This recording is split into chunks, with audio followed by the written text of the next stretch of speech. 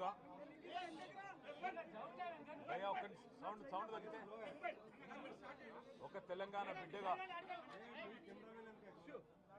తెలంగాణ రాష్ట్రం కోసం పోరాటం చేసిన ఒక కార్యకర్తగా కేసీఆర్ గారి సైనికుడిగా స్వచ్ఛమైన మనస్సుతో నిర్మలమైన హృదయంతో స్పష్టంగా నేను గతంలో చెప్పింది మళ్ళీ చెప్తా ఉన్నా.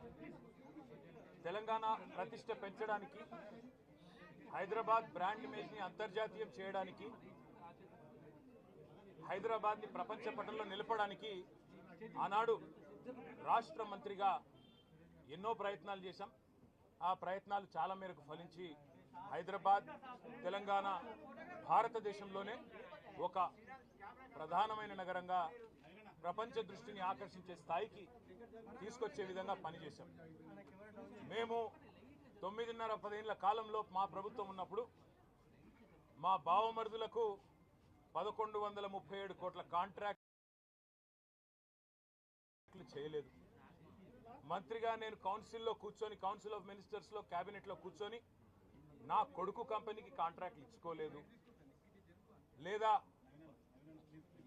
నేను ల్యాండ్ క్రూజర్ కార్లు కొనుక్కోలేదు. ఆ పనులు రేవంత్ రెడ్డి గారు, ఆయన మంత్రివర్గ సహచరులు, ఆ సాగు తెలివితేటలు, ఆ అవినీతి తెలివితేటలు వాళ్ళకే ఉన్నాయి. నేను 50 లక్షల రూపాయలతో ఎమ్మెల్యేలను కొనుగోలు చేయడానికి పోయి దొరికిపోయిన దొంగను కూడా కాదు. నేను నిఖార్సైన తెలంగాణ బిడ్డను. ఏ పని చేసినా తెలంగాణ కోసం, హైదరాబాద్ ప్రతిష్టను పెంచడం కోసం చేశాను. అర పైసా అవినీతి కూడా నేను చేయలేదు, చేయబోను. సరే, ఇవాళ ఈ కొంచెం ఉర్రకుండా ఆగలుగుతారా?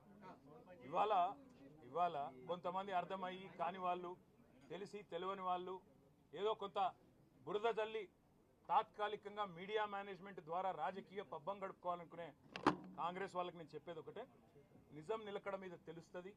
మీరు ఇవాళ చల్లే బురద ఎట్టి పరిస్థితుల్లో మా దృష్టి ఏదైతే కేంద్రీకరించబడిందో దాని నుంచి తప్పించలేదు. మేము మాట్లాడుతూనే ఉంటాం, కొట్లాడుతూనే ఉంటాం. గత సంవత్సర కాలంగా విద్యుత్ ఛార్జీలు పెంచవద్దని కొట్లాడింది టీఆర్ఎస్. లగచర్లలో నువ్వు రైతులను జైల్లో పెడితే అడ్డుకున్నది టీఆర్ఎస్. నువ్వు హైడ్రా పేరిట ఇండ్లు కూలగొడితే అడ్డుకున్నది టీఆర్ఎస్. 6 గ్యారంటీల అమలు నువ్వు చేయకపోతే నిలదీసింది అడుగడుగున కేసీఆర్ బృందం. తప్పకుండా మా దృష్టి మేము మళ్ళించాం. నువ్వేదో నా మీద కేసు పెట్టి నన్నేదో చేసి దానివల్ల మా పార్టీ క్యాడర్ను, మా నాయకత్వాన్ని నువ్వు దారి మళ్లింపు, దృష్టి మళ్లింపు దిశగా ప్రయత్నం చేస్తాను అనుకుంటున్నావు రేవంత్ రెడ్డి. అది నీ వల్ల కాదు. ముమ్మాటికి నువ్విచ్చిన 420 హామీలు ప్రశ్నిస్తూనే ఉంటాం. నువ్వు ఎన్ని కేసులు పెట్టినా, ఇది కాదు ఇంకో 100 పెట్టుకో, ఇంకో 1000 పెట్టుకో, ఎదుర్కొంటాం. న్యాయస్థానాల మీద, ఈ దేశంలోని చట్టాల మీద, భారత రాజ్యాంగం మీద మాకు సంపూర్ణమైన గౌరవం, సంపూర్ణమైన విశ్వాసం ఉంది. నువ్వు ఏ ప్రశ్నలన్నా అడుగు, సమాధానం మా కాడ ఉంది. ఎందుకంటే మేము నిజాయితీగా ఉన్నాం. నీలాగా లుచ్చ పనులు చేయలేదు, నీలాగా తుచ్చపు పనులు చేయలేదు, చేయబోము. నిఖార్సైన తెలంగాణ బిడ్డగా, కేసీఆర్ గారి రక్తం పంచుకొని పుట్టిన కేసీఆర్ కొడుకుగా చెప్తా ఉన్నా, తెలంగాణ కోసం అవసరమైతే చస్తాను తప్ప ఎట్టి పరిస్థితుల్లో ఇట్లాంటి లుచ్చగాళ్ళ ముందు మాత్రం తల వంచను. తప్పకుండా కొట్లాడుతూనే ఉంటా, పోరాడుతూనే ఉంటా.